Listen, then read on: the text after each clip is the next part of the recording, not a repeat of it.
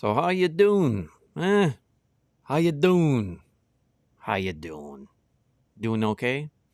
Doing okay? Yeah? Good. That's what we want to hear. Stefan Maillet with you here. AddedSouls.com, the website. We find ourselves on our Tuesday portion of the week, right? And typically we do the analyzing the lyric. That's what we usually do. We do the analyzing the lyric, where we take a song from the world somewheres and open up the lyrics and analyze, have a conversation about that. But this day we're going crazy. We're switching it up on you. We're going to do the movies. We're going to the movies. Man, that's what we're doing. Going to the movies. And we want to talk about Dune. Dune Part 2. Dune Part 2. Second installment of Villeneuve's immersive embracement of the sci-fi genre that certainly has tenets within the religious fanaticism and political lingo of this outer realm. And we want to talk a bit about that because I went to go see it and I just want to talk about it. I want to share some thoughts with you. Maybe you've seen it, maybe you haven't. If you have, maybe you share similar opinions, maybe you don't. Hey, tomato. You like pepperoni in your pizza? I do. You don't? Okay, we're still friends. That's the way this works. And I just want to share a bit of my thoughts. Of course, please consider subscribing, liking, sharing, drop a comment. All that kind of good stuff helps the material reach further. Perhaps other souls out there like you and I who find utility in the things we speak about. Of course, here from a Christian worldview. That's how we view things. We exist on this earth. We walk about as humanity, and we see things according, of course, to inspired source. Yeah, we live according to the 27 books of the New Testament law, the law of mercy and grace, the law of the Christ, the Messiah we follow. And so as Christians, on this earth, we experience things, we go through things, and some of us weren't Christians, born into the realm of the covenant, if you will, quote unquote. Some of us, of course, were Gentiles, and Greeks, and Romans, and pagans, and heathens, and lions, and tigers, and bears, oh my. And we chose, of a free-thinking mind, to look into what Christians were saying is their holy book.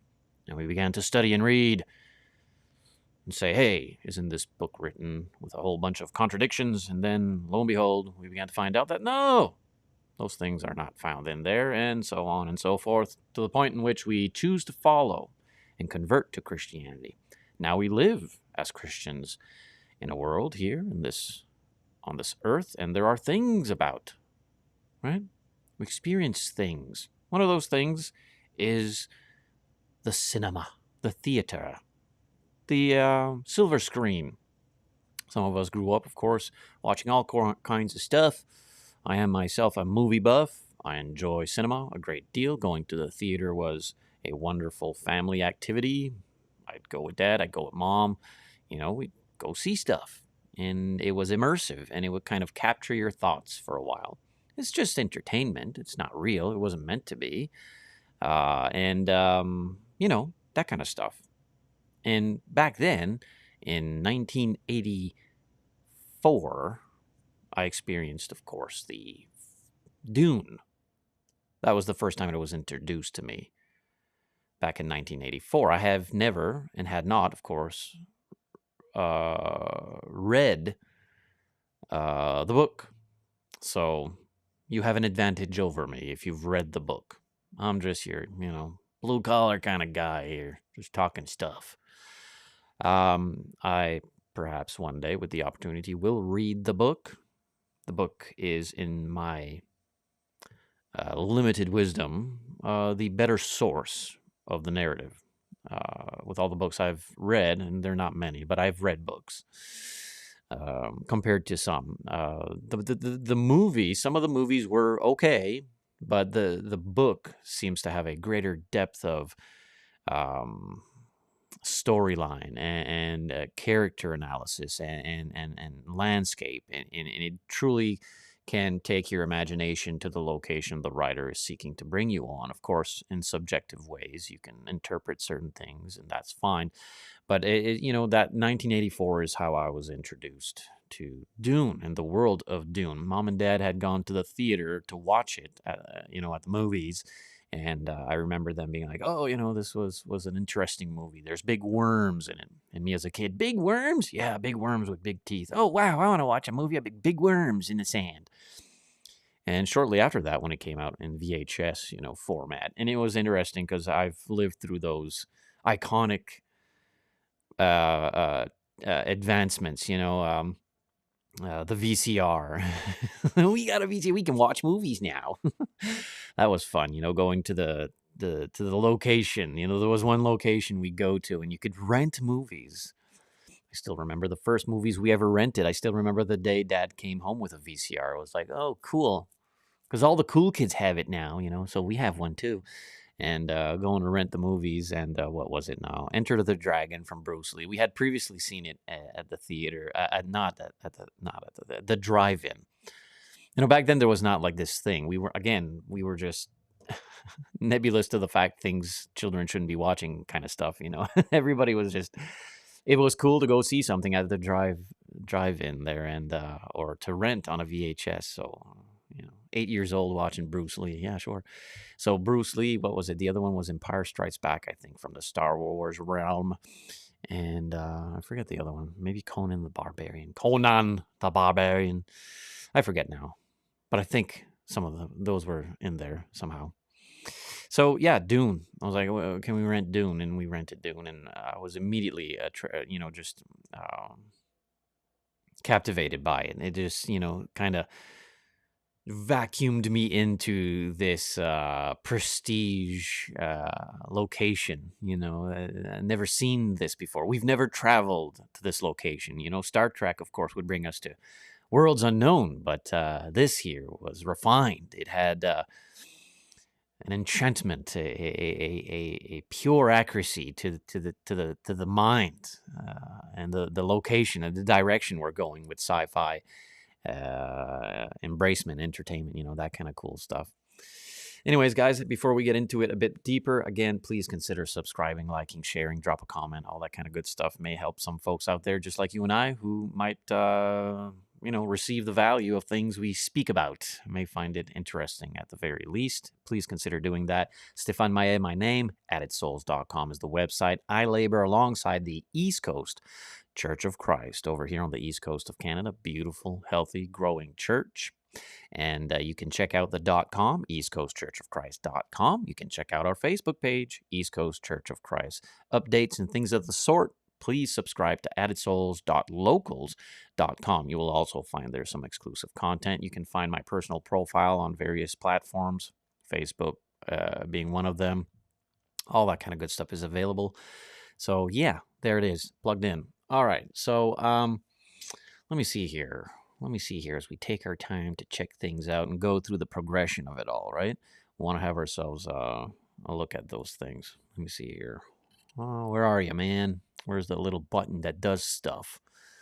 Oh, okay, let's get rid of that. Let's bring in this one, I think. Yeah, okay, there we go. Here's an image, of course, of the VHS tape, I used to have in regards of Dune, the first installment that we knew cinematically in 1984. Again, there are individuals who are more so well-versed than I am, perhaps with the novel or previous attempts at this to bring it to the silver screen or to the movies. But this was my first viewing of it back then in the mid-'80s.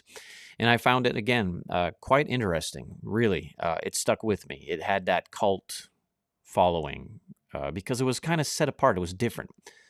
If you will, kind of like the Blade Runner, set apart. It had something different. It had a sci-fi angle that was not your pew pew pew Star Wars thing, and I'm a Star Wars fan. Don't crucify me yet, but yeah, it brought in the genre of this kind of classical mixture of sci-fi, yet with a new world of politics to it, or genre, if you will. It was just different, and it sparkled. It wasn't refined, or if it wasn't melted down to its pure gold nugget.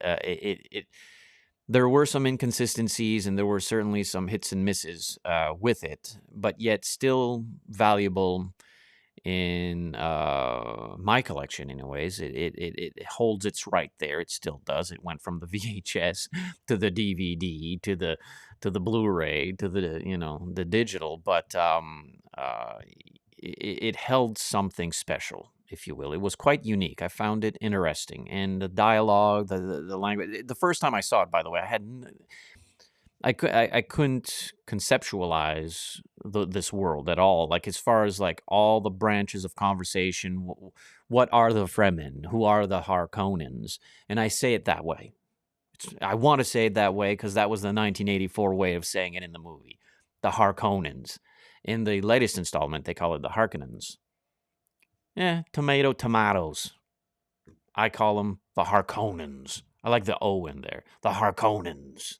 It just seems to ring a deeper, lower D tone to it. The Harkonnens. The evil empire. The galactic empire of the Harkonnens. I prefer that one than the Harkonnens. They're Harkonnens. See, that's how I see it. That's my thought. You can throw your stones now. Well, in the 1984 one, it had a bit more of a... Well, it had the 80s thing, of course, with it. And so it wasn't a true depth of or a more so darkened portrayal. It still had a bit of a comical edge to it, maybe. I don't know if that's the right word. But not so much that it would pollute or contaminate its efforts. In all sequence, I enjoyed it. Ultimately, I would probably put it within the category of 7.3, 7.2, 7.3 in the SM measuring table. My point score, of course, from 1 to 10. I'd probably put it at a 7.2, I think. 7.2, 7.3. I'm not here to talk about the 1984 Dune. I'm here to talk, of course, about the latest one, Part 2. I'm just bringing you to the path of things, like how I got into the Dune saga in theater. And I thought Dune, like, this was it. Like, all of us, I think, assumed for a long time that this was the Dune, this is the movie, and there are no others. I mean, it's just, And lo and behold, in 2021, Villeneuve launched the first part of Dune, imaged through his mind, of course, his interpretation, and more so, I think, again, I've not read the book, but from what I've heard, more so respectful or honoring the novel with the movie. And that here was, let me put that one up on the screen here, the image to that one there. Yeah, that was it. Now, when I went to the cinema to watch this one, yeah. Oh, yeah, absolutely. That it had the right formula. I've seen it, I think, now 6 times, perhaps, thus far since 2021. I own the disc, and I don't get tired of it. It has that shelf life endurance. In my opinion, it has that shelf life endurance. It has no expiration date. It was a created masterpiece, to which I gave scoring to this one at 8.6. That's a high score for me, I'm telling you. You have to earn that 8.6 from me. 8.6 was definitely, I think, a fair assessment of the beauty and the imagery and the landscape and everything that was involved with part 1 and the character. Wonderful actors, obviously, in that one, and I embrace it still. It's a wonderful piece of art, in my opinion, a wonderful piece of art, and it spoke volume in what it was now creating and bringing to the table of the sci-fi realm. And I think a greater depth of thought and storyline and connection and narrative. It obviously surpassed the 7.2 or 7.3 1984 volume, no doubt. But again, there are some conversations to be had in regards to what we have available now that we didn't in 1984. The technology has obviously evolved to the point where we can create this immersive location and be entertained by that. So the 2021 installment was just a beautiful film, a wonderful film. 8.6 was my detail on that, and I haven't analyzed it or anything. This is my first, of course, review of this fashion for a movie, and then of course, well, 2024's Dune Part 2, and there is the main lead character, if you will, though some might disagree that he was the main lead character. I tend to think he is. He is the Quasar. I still remember the 1984, his sister there at the end. He is the Quasar. This little shrimpy girl. In this one here, you don't really get that element. It's a bit deeper, its sense is a bit deeper. So what do we have in category to this movie? Well, I've set it forth in various modules, and it goes through like this: the visual, the score, the sound effects, the actors, the storyline, and of course, therein the cinematic presence and flow, the charm of the theater, and the captivating narrative in what is found in this film. Out there in the secular realm, its reviews, if you will, is in a positive tone. Rotten Tomatoes, IMDb, all of these metric, I think, is the lowest score with 79, but Rotten Tomatoes and IMDb score it in the 90s. And so they are in great favor of this film. They found it to be worthy of a healthy and positive review, and I tend to agree with that. Perhaps not to the 90s realm of things, but yet still, well worth the view. It was well worth the view. So if we're talking about the visual, my analysis to the visual of this film, this movie, was, of course, remarkable. It was remarkable. It has to be experienced. Like, if you truly want to embrace the experience of this film, you would do IMAX. But some of us can't afford IMAX. So we just go, in the common seat and watch the common way.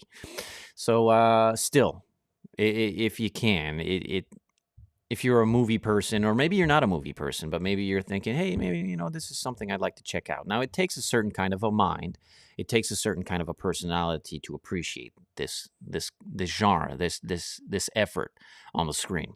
I mean, some people are just not movie people, I can watch a Clint Eastwood movie and enjoy it greatly, and go all the way to the spectrum in Star Wars world and enjoy it greatly. Some people just can't. They'll watch something like this, it's just this useless, silly sci-fi movie. Well, that's fine. That's your opinion. That no harm, no foul. We're still friends. For me, this, of course, was remarkable. It was worthy of attention. Okay, and I don't speak these words lightly. I'm telling you, like I paid attention to it greatly. I was allowing myself to be immersed into this world, and it was remarkable. It was worthy of our attention, no doubt. It was spectacular. It was beautiful, dramatic, striking. It just, again, it lured you into it. It's just the way the landscape of it all is just the color schemes, everything with that whole visual portrayal was just such a beautiful thing. So it was indeed beautiful and dramatic and striking. It was stunning. It was stunning. It was extremely impressive and attractive. Really. From my interpretation of what I'm seeing, it was just truly, again, even if you wouldn't have had any, if you would erase everything else but the visual, you just have an eye view scene of what's taking place. It's just beautiful stuff, beautiful. But here's what I really like about what Villeneuve did with this. It's not just your flowery kind of thing. That doesn't even come close. That you can't say it's just like this surface flower. No, this goes deep into the root. And I love how Villeneuve was capable of taking something so visually stunning, so spectacular and beautiful, so striking, yet have a certain sprinkle of the macabre. of the morbid, something disturbing and horrifying, something ghoulish and grisly. Well orchestrated, of course, with what is so stunningly beautiful, captivating. At times, again, the color schemes were just reflections of these sessions of great accuracy for the eye. Dude, listen, it's just beautiful stuff. The mechanics, the engineering, the machinery, all of it, so well balanced for a memorable, truly memorable landscape. It's beautiful scenery, beautiful, beautiful. So that as far as the descriptors, as far as how that I perceived and I interpreted what I was viewing with the movie, there you have it in a nutshell. All of it. It's just remarkable, stunning, spectacular, fantastic. Really, really. Definitely in the mid 80s portion of my scoring scale. Definitely. So the score, moving forward to the score of this film, charming, no doubt, well woven, dramatic, obviously, exciting, very exciting, adventurous, momentous, and significant. An instrumental journey and digital capture, really, the score. It just played so well with it all. Peas and carrots, potatoes and gravy, biscuits and gravy. It just played well. So it wasn't discombobulated. It wasn't disconnected. It was truly well painted. The canvas was well painted. Bob Ross did his job. He did his work. It was well painted on this canvas for the score, no doubt. Definitely, again, mid-80s scoring on when it comes to the measurement and description and quality of the score, no doubt. Moving forward to the sound effects, even the way it opens up, kind of with the first installment of the new Dune series in 2021. This kind of rhythmic, organic, deep throat, digital coagulation of expression right off the bat. Like, to me, that's how you open the sequence. That's how you open up this film. To me, that's very captivating. It's otherworldly. And it's different. It's strange. It's strange, but it holds a certain key to it. And right off the bat, you have that, again, this organic yet digital expression of a voice speaking, quoting a verbiage of a proverb of sorts, a wisdom of sorts. And they did that with the first installment in 2021, and they did it again with 2024, and I found it fantastic. Right off the bat, boom. They enter you into this sound effect. It's formidable. It's powerful. It's intense. It's capable of truly finding the audio dialect of the creature or thing being represented. Really. It was spot on with it. Spot on. Mid-80s scoring for sure in the SM measurement there. Just truly. We're going to get into, of course, the storyline. I just want to go through these things to let you know how advanced it was in exceeding its peers in this here genre of sci-fi. Really. Well, the actors. Well, yeah.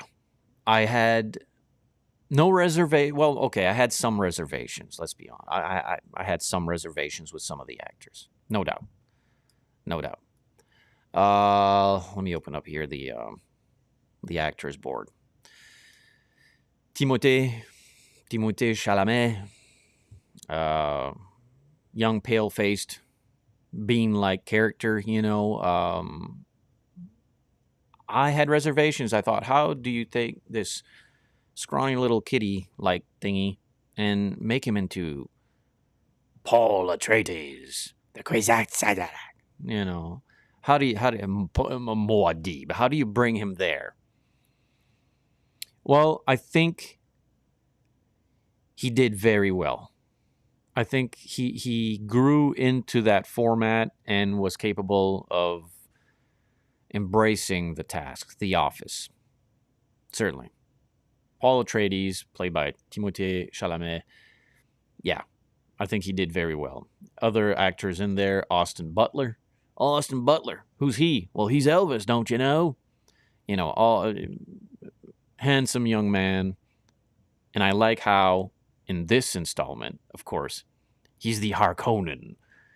And he is not the handsome young man. He's kind of this creature, this reptile, this Harkonnen, this brute, this violent, nefarious, duplistic, sadistic character. And he played it very well. You know, it's very well. Kind of your, how should I say? How would I put this? Heath is Joker category. You know, he just played the villain very well. Played it very well. I was impressed with that.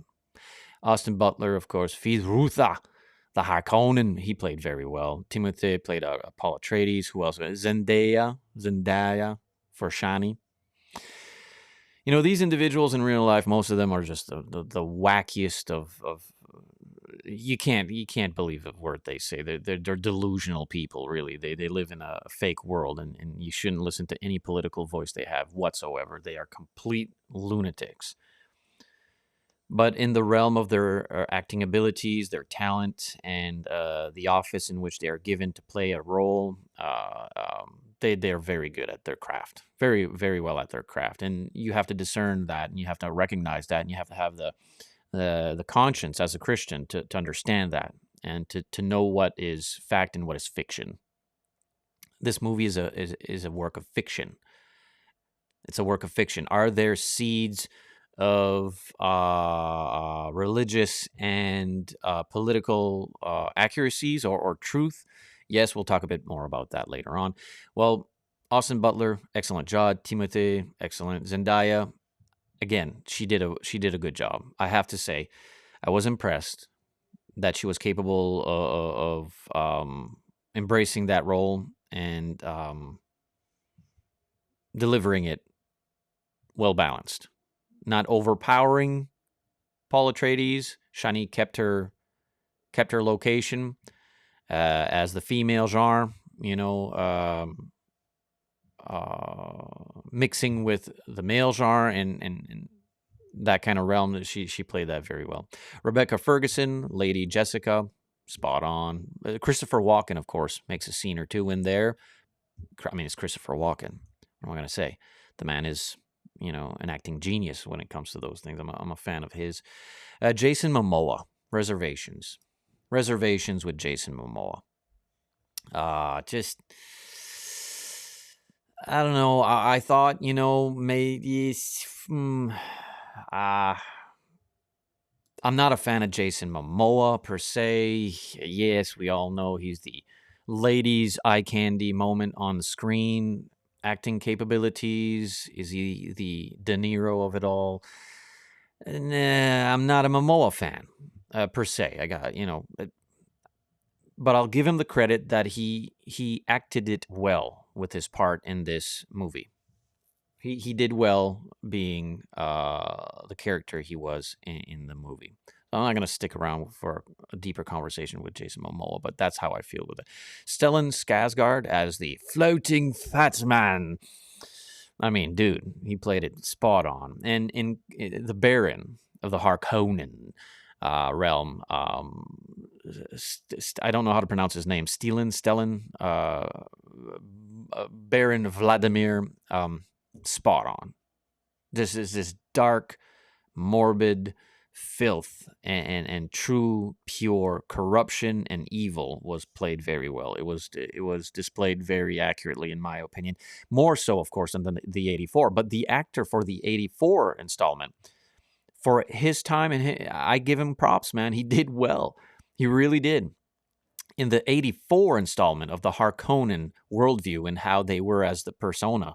They were, again, these evil, corrupt individuals. But in the 84, it portrayed the Baron more so of a gay mind or a homosexual mind, if you will. They flirted with that in the first installment in 84. Now, they didn't do that with this one, which I appreciate. And it has nothing to do with anything other than, I think, the kind of sinister individual we're talking about. It needed a different angle, and I'm kind of happy Villeneuve reinvented him in a way of sorts. Not to take away from the actor's powerful presence in the first one. Really, I just a disgusting, vile lunatic, and played it so well in the 84 installment. Filth and villainy. But Steelen did just a bang-up job in this one. Dave Bautista, excellent dude, played Glossu Raban. Played Raban very well. I was listening to some of his interviews.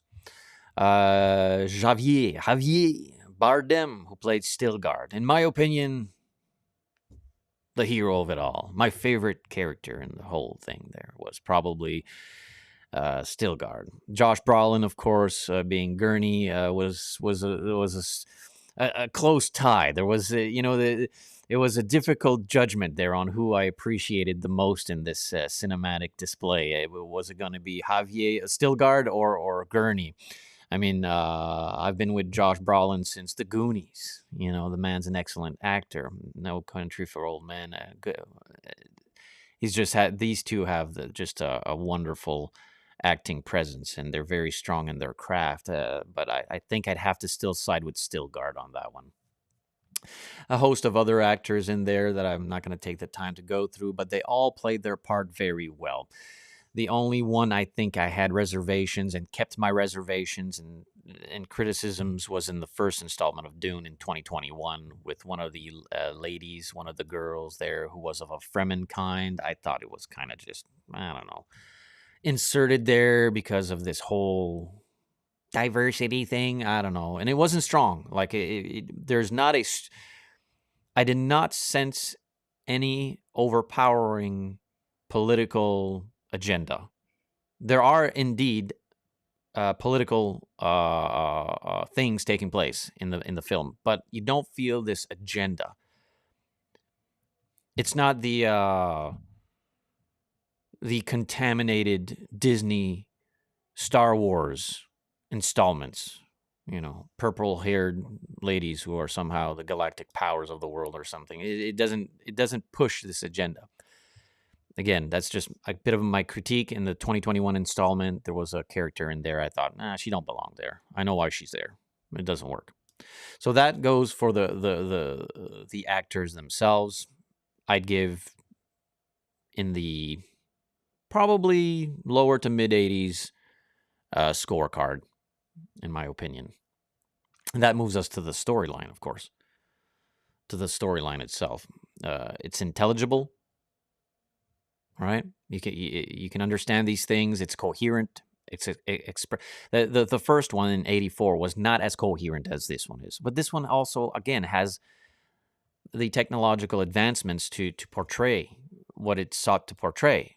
The author's intent for your mind to receive and understand and visually embrace.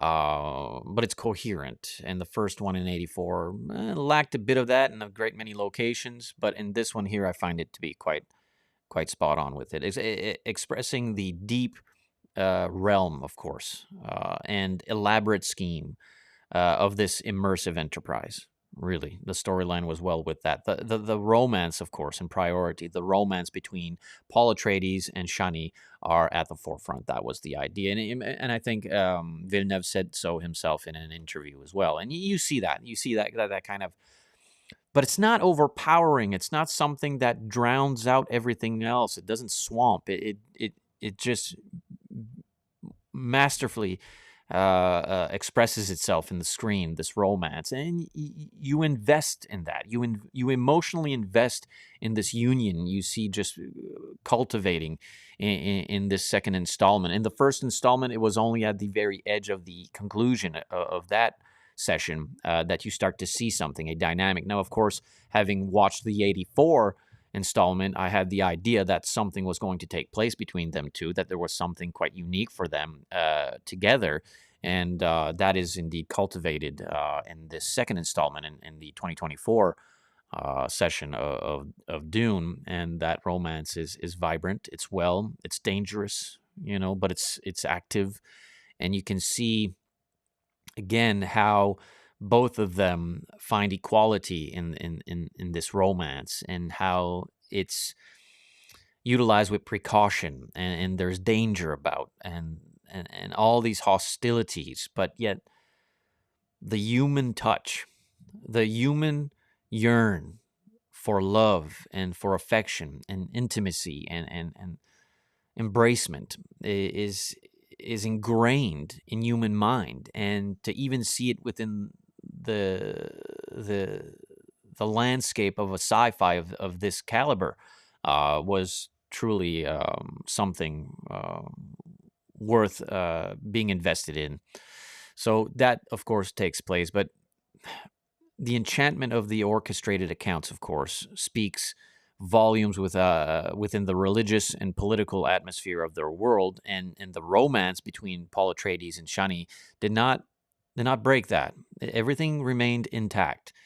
So to that end, absolutely, it's just wonderful. I'm not going to give you any spoilers. Are there some plot twists that took me off guard? Absolutely. There are things that I just did not expect. I was like, wow, and I was quite saddened from. We went, of course, a group of friends from church, and we went and viewed that together, and we all kind of had that same similar analysis of it all. It would get us angry at some. It would get us teary-eyed at others. It really embraced the immersive aspect, and we were truly joyful to be entertained with it. The political, religious side of things, if we have a bit of conversation on that. So storyline priority, romance. Paul and Shani, that's the deal. But from that peak priority trickles down various branches and modules of the storyline within the religious and political realm, which were well embraced. And of course, it's for those of us who are well versed in religion and politics, no doubt we see it with a different eye than the individual who is ignorant of religion and ignorant of politics. You kind of have to tune your mind in a certain way. I tune my mind off to just see it as for what it is, a sci-fi movie. It's not a reality. It's fiction. And if you keep it as such, you'll enjoy it. But if you enter into an analysis or critique or dissent or opposition, all these efforts, you'll recognize that obviously the Fremen culture, the Fremen people, who are, of course, the desert dwellers, and they are the hostiles of the land, according to the Harkonnen. The Harkonnen are the oppressors, if you will, the oppressing power that took over this desert planet in order to mine the spice melange, which is, of course, the most precious gem for these people. It extends life, it transcends life. It is this eternal life, if you will, to the text. But the Harkonnen are corrupt individuals, and the Fremen are religious fanatics. And you can certainly see within the Fremen kind, if you will, if there's a good guys and bad guys in this whole plot, which it's difficult to see because, again, we live in a realm that is so subjective now. People don't want to discern between good and evil, so they have to put everything kind of on this same plateau. But anyways, if you were to really push the boundaries and push the corners to it, the Fremen are the good guys, and the Harkonnens are the bad guys. And the House Atreides was snared in corruption with the Emperor and the various other houses, And you could make the case that the Fremen are the Muslims. Okay, let's just be real with that. You see it. The song, the prayers, everything that's involved with this, it really dives deeper. Villeneuve brings you really deep into the religious fanaticism of these individuals. It's Islam. Okay, it's Islam in a sci-fi world. And within Islam, of course, you have what you would have in reality, the branch fracture of the two kinds of Islamic individuals. One side being the very fundamentalist kind, adherent to their prophet Muhammad very strongly, and the other more so, well, if we could call it that, the liberal side of it all, peaceful kind.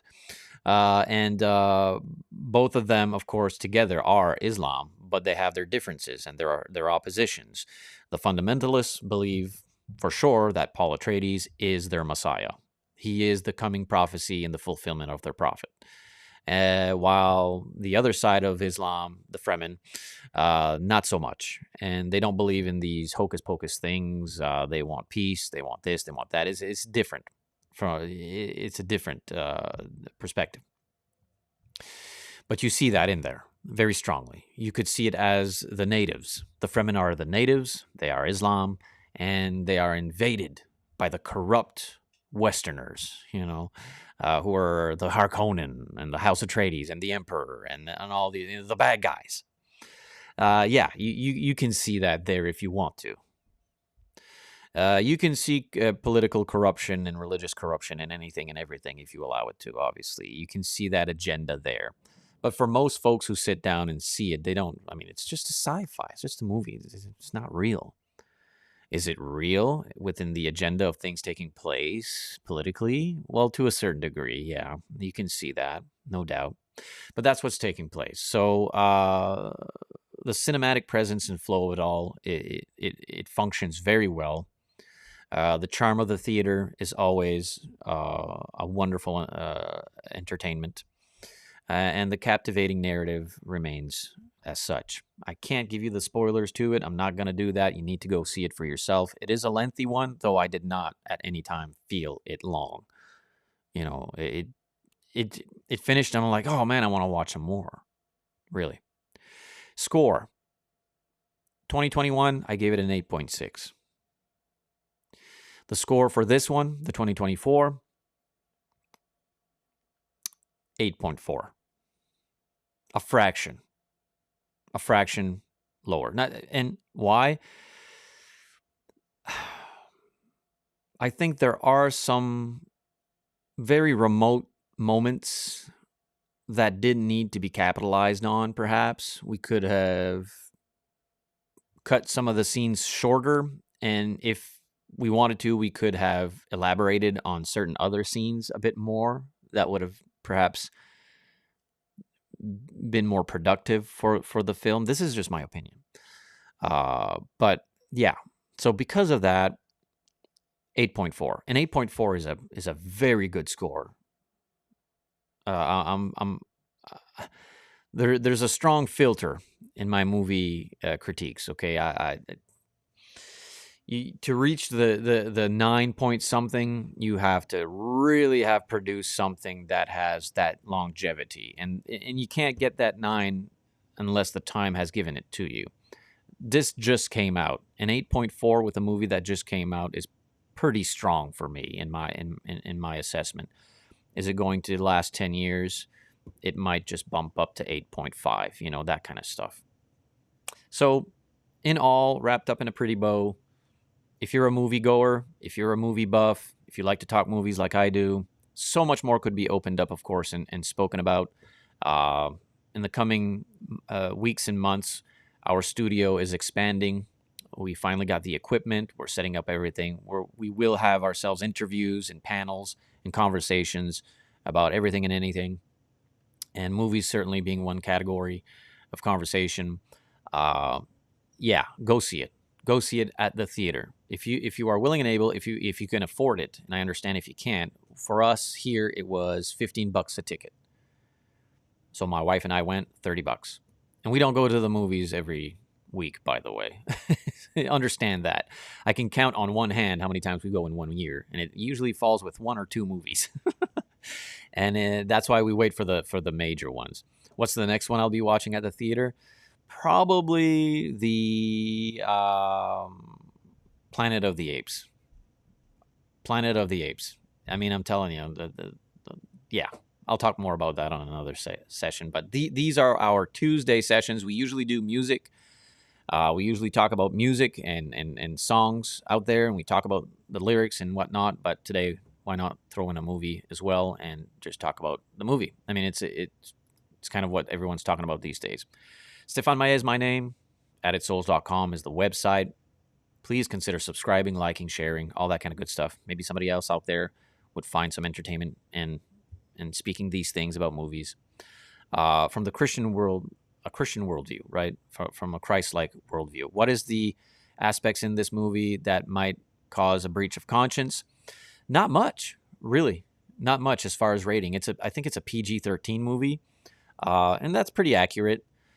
Because of the imagery is pretty dark at times. When it comes to the Harkonnen, there is murder. There are people dying. That happens. There is war. There is violence. So that, of course, depending on your sensitivities, your tenderness, maybe that's not for you. Language, no. That really, I think one word that might be a bit... well, we Christians don't speak, would be the word crap, but not the word crap. One level above the word crap starts with an S. That's one word that's in the whole movie. Like that would be the bad word in the whole movie. You don't see any immodesty per se, no cleavage being shown. You do have romantic scenery where there is kissing between Paul and the girl. And there is a segment in which immediately after they've had sexual intercourse, you don't see that, though. You don't see the sexual intercourse or anything like that. But you if you've lived on Earth long enough like you and I have, you know what they were doing, because the scene opens up and they're embraced after having had sexual relations, and they're just, in love with each other and kind of speak various things. That would be the closest thing, that the flirting of that location. And again, to each his conscience with it. Titanic was more explicit and vulgar than Dune.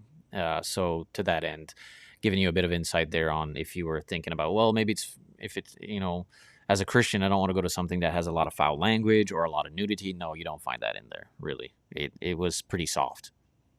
Pretty soft. It's not the Wolf of Wall Street, okay? It's not your Scorsese's Wolf of Wall Street. You can rest assured it's pretty safe. It's pretty safe. I would have no problem, in my personal opinion, to bring my teenage son to watch Dune. Really. It wasn't that bad at all. Good stuff? That okay?